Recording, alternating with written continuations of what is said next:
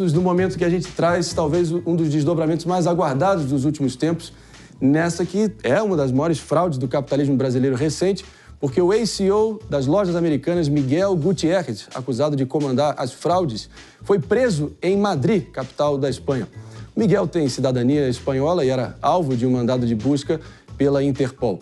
Miguel Gutiérrez e Ana Cristina Ramos Saicali foram para o exterior assim que foram acusados de vários crimes em esquema de fraudes contábeis na empresa que somam cerca de 25 bilhões de reais. A Jess estava comentando esse caso, estava ali em cima do lance também da CPI das Americanas, que aconteceu no Congresso Nacional alguns meses atrás. Sua primeira reação diante dessa novidade? Ele, ao que tudo indica, é o principal responsável por isso, foi a pessoa que fez a maior maquiagem ali. E até a APF soltou recentemente um relatório que mostra que poucas horas antes, pouco tempo antes do anúncio do rombo, ele teria vendido mais de 170 mil de ações das Americanas, ou seja, mais uma fraude para a conta dele. Não é a primeira vez que a gente vê isso acontecendo no Brasil, já aconteceu em grandes casos, que situação de manipulação do mercado, informação privilegiada e várias outras questões, mas que bom que, de fato, o foragido ex-CEO da Lojas Americanas agora foi encontrado e está aí em processo de prisão.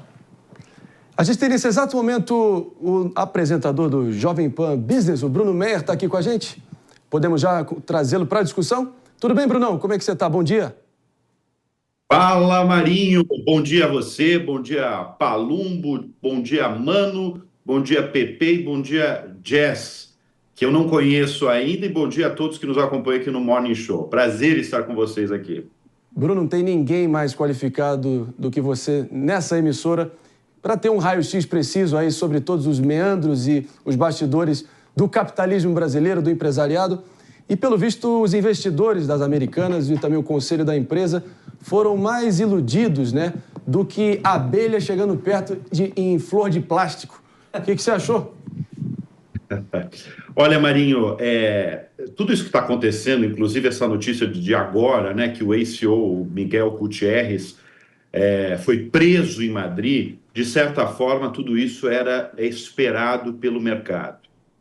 Agora, eu estou cobrindo a hecatombe de uma das mais antigas e conhecidas varejistas do Brasil, Americanas, desde o dia 11 de janeiro de 2023, quando o ex-CEO da empresa, o Sérgio Rial, se demitiu com apenas 9 dias no cargo. Ele tinha acabado de deixar o Banco Santander e entrou como CEO da Americanas. Mas a gente que acompanha diariamente esse caso, que é um terremoto que aconteceu nessa famosa varejista, tinha uma pergunta que precisava ser respondida e foi respondida em partes nesta quinta-feira. Qual que é a pergunta? Como funcionava a fraude dentro da Americanas?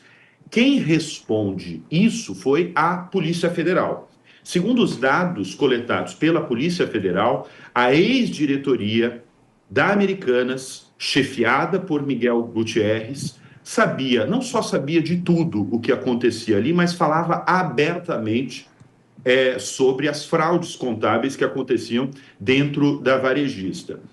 E o que eu achei curioso, para não dizer lamentável, porque a gente está falando de uma empresa que emprega milhares de profissionais, que está listada na B3, a Bolsa Brasileira, que tem milhares aí de acionistas minoritários, que tinha, o que aconteceu, o que a PF descobriu? Tinham duas planilhas, Marinho.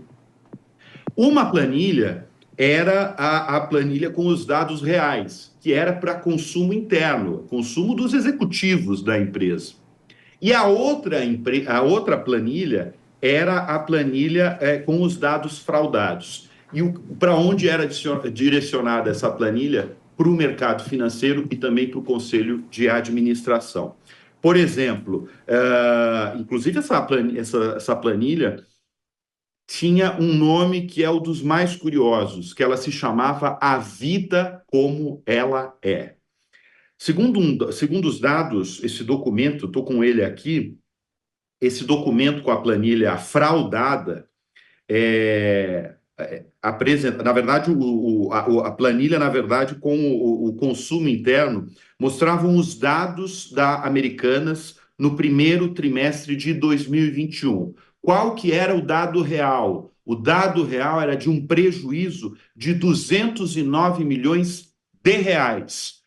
O que foi apresentado para o mercado financeiro? Um lucro de 129 milhões e 400 mil reais. Quer dizer, o que acontecia dentro da Americanas era uma fraude, era uma enganação total. De acordo com a PF, existiam essas duas planilhas e eles iam mostrando para o consumo interno e para o mercado financeiro uma enganação total. Quando dava prejuízo, mostrava uma coisa, e quando mostrava para o mercado financeiro, era lucro puro. Bruno Meyer, posso fazer uma questão? E não há outra pergunta a ser feita nesse momento, a não ser essa, né? Como é possível, em sã consciência, investidores brilhantes, titãs do mercado financeiro como Jorge Paulo Lemann, Carlos Alberto Sicupira, Marcel Telles, conhecido como os 3G, não perceberem uma fraude tão colossal e, ao mesmo tempo, tão grotesca como essa? Marinho, o que aconteceu essa quinta-feira, isso que eu estou falando aí, dessa pergunta, né, como é que funcionava a fraude dentro da Americanas, na verdade, eu acho que é ainda o início de uma coisa, porque tem muitas perguntas a serem respondidas do que acontecia dentro da Americanas. Você levantou uma pergunta agora que o mercado inteiro se faz. Como é que o trio de ouro não sabia disso? O trio, na verdade, demorou muitos meses para abrir, para fazer uma carta aberta para falar desse caso que foi no ano passado. Eles fizeram uma carta aberta, falaram que não sabiam de absolutamente nada, mas é uma pergunta que ainda ronda todo o mercado, evidentemente, uma pergunta legítima que você levantou, muito bem levantada, inclusive, mas que o mercado ainda se questiona. Outra pergunta também, que ainda não foi respondida, e a auditoria que fazia a auditoria da Americanas, né? Por ser uma companhia aberta, precisava reportar trimestralmente para o mercado isso. Qual que é o papel de uma auditoria, né? Que é uma Big Four, nesse caso? Então, na verdade, são várias perguntas ainda que não foram respondidas. E a gente vai ficar com essas interrogações no ar e acompanhando, claro, os próximos desdobramentos. Claro, agradecendo